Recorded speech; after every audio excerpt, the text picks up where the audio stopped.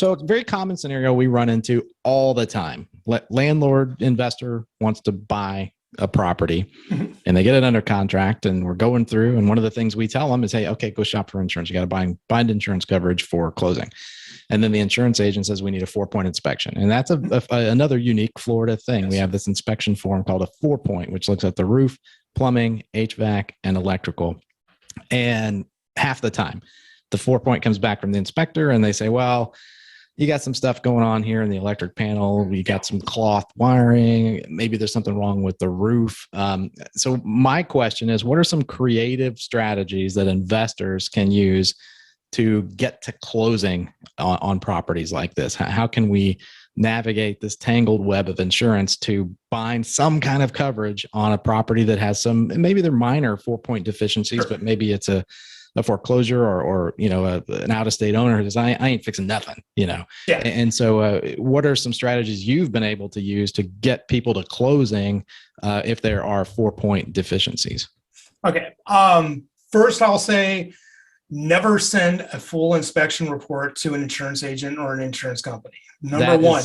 That is a great point. And I tell people that all the time. Never give them anything except exactly what they ask for. Don't you dare send them that 40-page report that lists every defect in the house. Yeah. So that's a great point. I love it. Yeah, because the underwriter is going to look at, the paint doesn't match and they're sniffed out of the policy if they're having a bad day. So yes, get the 4-point. Again, like you said, it goes over the roof, the electrical, the HVAC, and the plumbing in the house. And the reason they look at those 4 systems of the house is that they're the most things that cause the claim. Obviously, the roof blowing off during a hurricane, the pipes breaking, the AC breaking down, and the electrical causing a fire. And a lot of those have recalled items like a recalled electrical box in the house, like in Florida and everywhere else. Federal Pacific panels cause fires, blah blah blah, or polybutylene piping, which is recalled, causes water claims. Now, when you do have those problems, now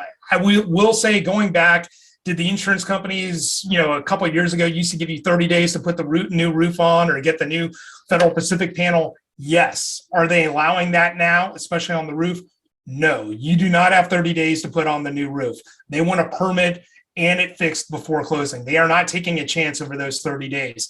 Usually on hot water heaters, another major issue. If it's 15 years old or older, they are not taking it because they realize in those 30 days is when most of these claims are filed, unfortunately. So there are things you can skirt around. You can maybe get 30 days on the electrical panel. You can maybe get 30 days on getting a new AC, but the hot water heaters and the roofs, you have no wiggle room right now in Florida. And they were requesting, and it used to be like you had 30 days to turn in the inspection afterward. No, now they need to be reviewed by an underwriter before they'll even bind coverage in a lot of cases.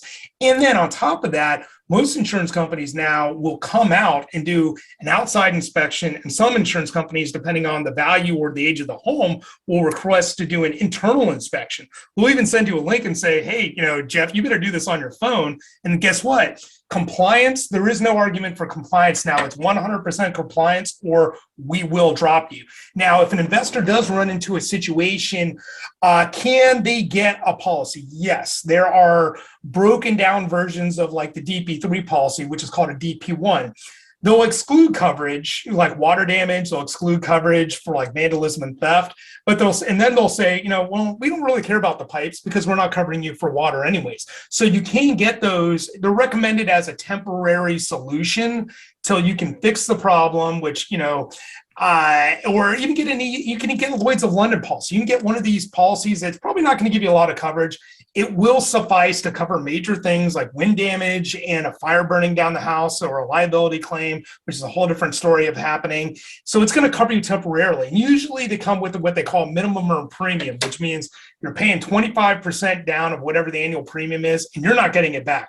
Whether you cancel in a month, whether you cancel in 4 months, that's staying there. So it really behooves you to probably keep that policy for at least probably, I would say, a year to get your money out of it and then move over to a better insurance policy. So to answer your long story short is, yes, we will put you in one of these temporary insurance policies and be calling you at renewal time and say, hey, Jeff, we're moving you over to a better insurance policy. And guess what? The price is come down a little bit. We just need a new 4-point inspection showing the updates. We're all good. Cool. So there's almost always a way to get it done. And I tell people that all the time. And they say, no, they just said they couldn't do it. I said, you need to talk to a different insurance agent. There's always a way. You can go surplus lines. If it's vacant, you could use, correct me if I'm wrong, a builder's risk policy if there's major renovations going on. Yep. Yeah, absolutely. You can use builder risk policies, even like I mentioned, the DP1, which really is the only major difference is it excludes water damage, theft, and vandalism. You can get those types of policies as interim policies until you can get a better policy. What you want to wind up, again, is with the DP3 for a lot of reasons, because your major claims are going to be, again, at the end of the day, are going to be the water and the roof damage. So get into one of those policies. But yeah, there's a ton of temporary solutions.